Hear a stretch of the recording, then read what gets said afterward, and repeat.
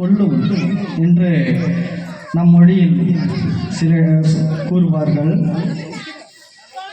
பாண்டிய மன்னனின் அந்த ஒரு சொல்லால் ஒரு உயிரே போனது.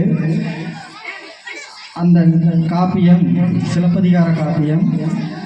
சிலப்பதிகார காப்பியத்தின் கடைசி அத்தியாயத்தை நம் பள்ளி மாணவர்கள் நடித்து காட்ட வருகிறார்கள். கண்ணகியாக விஜயஸ்ரீ, பாண்டிய மன்னனாக ஸ்ரீ புகழ், பாண்டிய ராணியாக தேவசேனா, காவலாளர்களாக சத்ருகணன் மற்றும் ஹரிபிரசாத். முன்கதை சுருக்கம் பி. வாசுதேவன். அனைவருக்கும் வணக்கம். பி. வாசுதேவன். 5ஆம் வகுப்பு. நீதியை நிலைநாட்டிய சிலம்பு. முன்கதை சுருக்கம். பொருள் ஈட்டுவதற்காக மதுரை நகருக்கு கண்ணையுடன் வருகிறான் கோவலன். அங்கு அவன் செய்யாத குற்றத்துக்காக மரண தண்டனை பெறுகிறான். ஆராயாமல் தீர்ப்பு அளித்ததாக அரசர் மீது குற்றம் சாட்டு. கண்ணகி தனது கால் சிலம்பை கொண்டு தன் கணவன் கள்வன் அல்லர் என்பதை உணர்த்துகிறார். அரசனுக்கும் கண்ணனுக்கும் நடக்கும் உரையாடலை இங்கு பார்ப்போம்.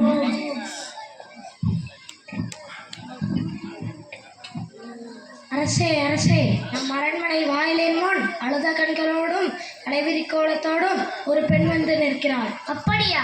அந்த பெண்ணிற்கு என்ன செய்யணுமோ தெரியவில்லையே, கேட்டாயா? கேட்டேன் மன்னவா. அதை பற்றி உங்களிடம் நான் கூற வேண்டும் என்று சொல்கிறாள்.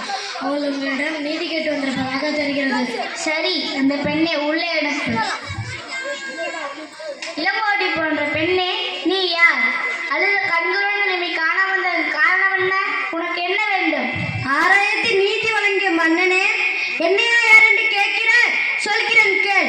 உலக வியக்க வண்ணம் ஒரு புறாவாக தனது உடலை தந்த சிபி மன்னனை பற்றி நீ அறிவாயா? பசுவின் கன்றை தேர்காலல் ஏற்றி கொன்ற மகனையும் அதே தேர்கட்டி கொன்றானே மனநீதி சோழன், அவனை பற்றி அறிவாயா? பெண்ணே, நான் கேட்ட வினாவுக்கு இன்னும் விடை கூறவில்லை. அதை விட்டு நீ வேறு எதையோ கூறிக்கொண்டிருக்கிறாய். இழப்பின் அருமை தெரியாது மன்னனே. எனது நிலை அறியாமல் தானே இப்படி பேசுகிறாய். நான் இதுவரை கூறிய பெருமைமிக்க சோழ மன்னர்கள் வாழ்ந்த புகார் நகரமே எனது ஊர்.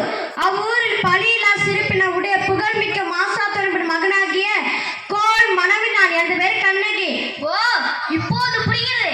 அந்த கல்வன் கோவலனின் மனைவியா நீ? போதும் மன்னா, என் கணவனை இடுவதற்கு உனக்கு என்ன தகுதி இருக்கிறது?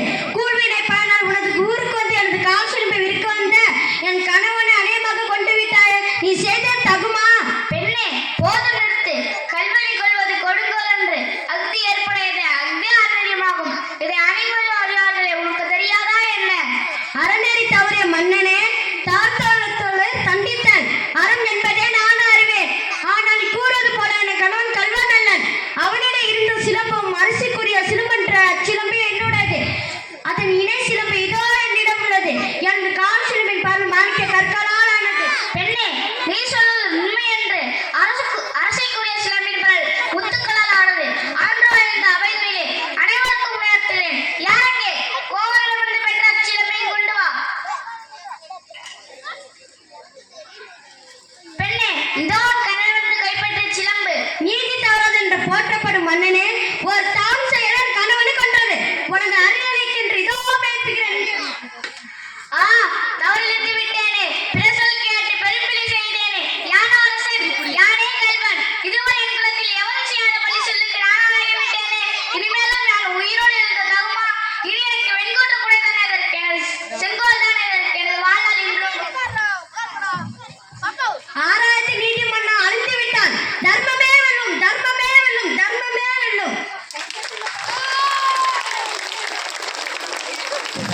மிகவும் அருமையாக நடித்த மாணவர்களுக்கு